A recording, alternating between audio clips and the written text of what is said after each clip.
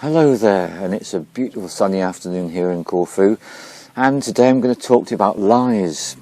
So there's an esoteric truth which states as follows: every lie is a murder. And just what do they mean by that?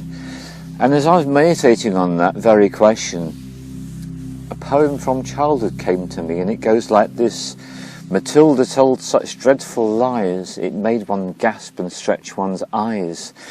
And the story goes on in the poem whereby the house gets caught fire, and she runs in to tell everyone in the house is on fire, and everybody shouts back at her, "Little liar," because they don't believe her, and she ends up perishing. So, very melodramatic story, but what is it about lying that is such a serious business? Well, the serious business about lying, and I need to distinguish between two kinds of lies. There's the lies that you openly admit to, and then there's the lies where you're actually trying to conceal something. And there's a lovely little phrase from childhood again, which is, "Oh, what a tangled web we weave when we practice to deceive." So it's when you lie to deceive, when you lie to cover up the truth and coat some kind of falsehood, that's the kind I'm talking about. And the reason why they're a murder is it's actually a little death of yourself, in a sense, because if you tell people lies and you're deliberately withholding the truth and giving them some falsehood, what that does is it puts you out of your authenticity. When you go outside your authenticity, something quite fundamental happens in you. And one of the best ways to understand this is to watch pretty much any soap in existence, because all soaps are full of people lying, and at a certain point in the story they get caught out, and when they get caught out, then 7 grades of shit usually descend upon the person, and they have to deal with all the consequences. You sometimes see this in the films as well, where a person is lying. And then there's some other particular form of lying which I want to speak about, which is what I call the phony. Now, one of the best films to see a phony in action is a film called Bad Teacher. Now, in Bad Teacher, you've got Cameron Diaz, and she is a totally self-orientated person, and she's completely authentic. She's totally true all the way through this film. However, there's a woman who is one of her teaching colleagues called Amy Squirrel, and she's a phony.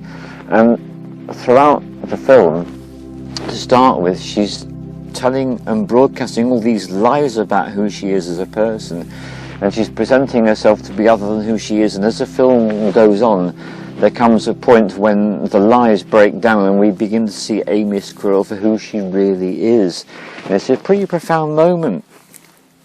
So this is the reason why lies are a form of murder, because it's actually a form of self-destruction.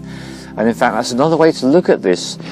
We talk about people being on a self-destruct path. One of the ways to really go fast onto a self-destruct path is to start telling a lot of lies in terms of deceiving people and deliberately obfuscating the truth. And you just watch what happens to the person that makes that choice. In fact, you could be very playful and give yourself a day where all you do is you tell lies to people, and just see how you feel as that day goes on. And then you can actually make the agreement that everyone that you lie to on day number 1, on day number 2, you go and see each one of them and tell them the truth. So that way you would actually, in the long term, be in your integrity, but you get to feel what it feels like to actually step out of integrity and to be a liar, and to feel how uncomfortable that is. And so back to the aphorism, "Oh, what a tangled web we weave." And I was reading a book only a couple of days ago, and it was making this point that once the first lie is out, then there need to be a load of supporting lies coming along to actually shore up the original lie, to stop it from being seen through too easily. So this is one of the other things that lying does, is it becomes a never-ending branching path where you become more and more out of integrity until you actually lose the connection with what is true and what isn't true for you anymore. And that can be a really disturbing thing to experience. And then the last thing I want to do is to give you something very playful, which is to do something whereby, opposite to what I've been talking about, this is where you actually deceive, but you let everybody know beforehand that you're going to do so. Now, if you're interested in playing around with all this stuff about lying, I strongly recommend this as a spiritual practice, because you're going to have a lot of fun doing it. It's called lie therapy. What you do is you get together with a group of people and you make an agreement between all of you. What you're going to do is, for the next 10 minutes or half an hour, whatever it's going to be, everything that comes out of your mouth and everyone else's mouth is a lie. Deliberate, totally up front, not concealing anything. And what you then do is you start telling the tallest tales about yourself. You come out with the most wild, exaggerating fantasies. But here's the funny thing. Oh, we're such interesting creatures as human beings. The really funny thing is, if you play this game for at least 10 or 15 minutes with a small group of people, what you will discover is that the more outrageous your lies are, and remember, this is the key thing, everybody knows that that's what's going on. Actually, these lies are revealing hidden truths.